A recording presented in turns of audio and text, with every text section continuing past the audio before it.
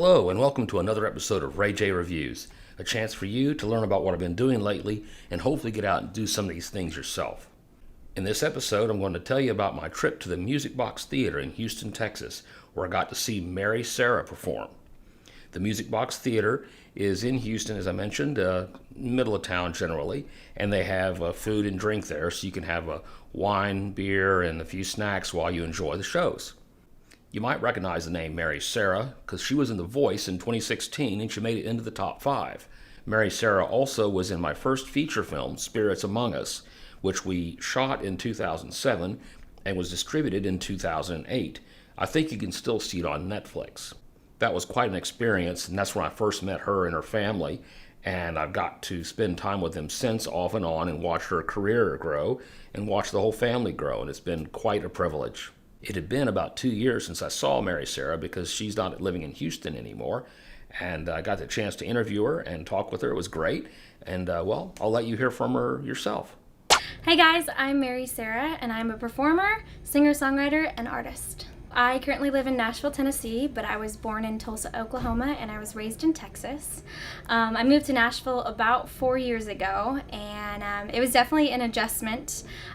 Living in Texas all my life, I love Texas so much. It's always going to be a part of who I am. I even got a tattoo of Texas on my back to show people that. But it's been a great adjustment to Nashville. I love it. It's a music town, and it's really opened a lot of doors to performing and also writing music. When I decided that I was going to sing for the rest of my life, it's really funny. I started singing around 9 or 10 years old, and it never was, I never looked at it as like, I'm going to do this for the rest of my life. It was just kind of something I did. And I think it was around the age of 12, I was on the Kids Bop tour, which was a tour for about 6 months across the East Coast and Midwest. And I was performing in a city and at a theater, and I saw Patsy Cline's signature on the walls in the theater. And I remember performing that night, and I had a solo, and I went out to do my solo. And it was the first time I had been on stage and had people really sing along with the song, and it sounded like a choir of angels to me. And I just remember coming off the stage that night and going to my mom, and I was like, Mom, I'm gonna do this for the rest of my life. Like, this is what I love to do. Like, you don't even know how crazy and amazing it was. And so I think she looked at me like a little crazy because I was 12 years old, but that's when I really realized I wanted to sing for the rest of my life. What I am most passionate about in everything that I do, I would have to say is performing. To get to, see the audience, interact with the audience, also meeting the fans. It blows me away sometimes to see the fans that I have and how dedicated they are to supporting me, and it's truly amazing. That's definitely my favorite part of the whole process. The most challenging part of what I do, there's a lot of business. So I love to sing and I love to perform, and there's a lot of things I love, but there's a lot of business that comes with it too. And I think that's with any career that you go in. There's always a lot of business that has to be done, and so it's a little bit challenging sometimes, because you take things so seriously, and you kind of got to remind yourself, this is what I love to do, and I try to perform as much as possible. Definitely, especially when I get into like a business mind. My dad's definitely like the business part of things, and so him and I will get talking, and I'm like, whoa, too much business for one moment. So I always just have to sit and remind myself, why I love what I do. And a lot of times that helps when I look at social media and I see a lot of the fans tweeting at me and Facebooking me, and it's truly amazing.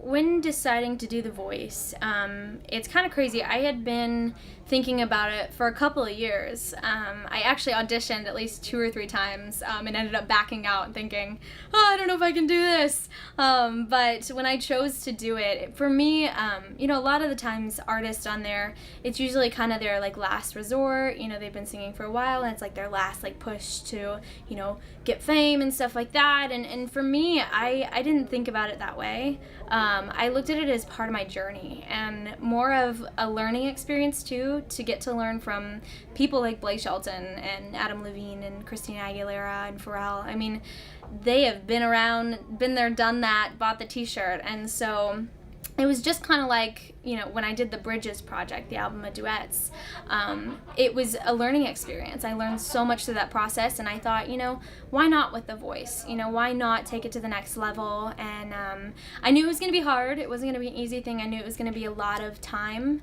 and I was willing to dedicate it, you know, and it was kind of perfect timing too. I'm really happy I didn't, you know, rush it. A lot of the times people kind of just want to do it and get out there, and, you know, I waited, and it was definitely just something that I looked at as like a part of my journey. I've always had big dreams. I actually had somebody ask me the other day, like, you know, did you ever look at like your dream and think it was possible and things like that? And, you know, when I looked at things that I wanted to do in my life, I don't think I ever really looked at it as a dream. I kind of looked at it as a reality, and that like I was just gonna have to work very, very hard to get there. And so, you know, in the next couple of years, for me, I just hope to be, you know, touring and working with amazing people, you know, creating amazing music, you know, just doing what I love. And maybe hopefully there's a couple CMA awards or Grammys, who knows. But that's just, you know, going to come with the process of creating music and performing. Well, I hope you enjoyed that. I think it's great to learn a little bit of insight from people who are out there working very hard to entertain and make a life as a performer. Now let's have a look at Mary Sarah's performances at the Music Box Theater.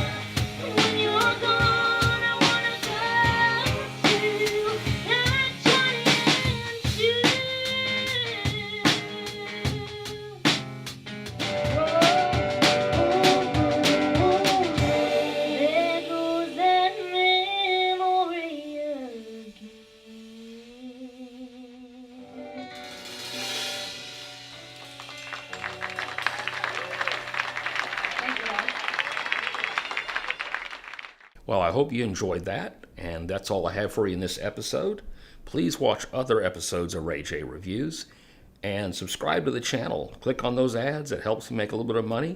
And also, stay tuned to watch other episodes, because I'll be soon giving away some free movies. You don't want to miss out on that. In the meantime, I hope that you can get out and enjoy life.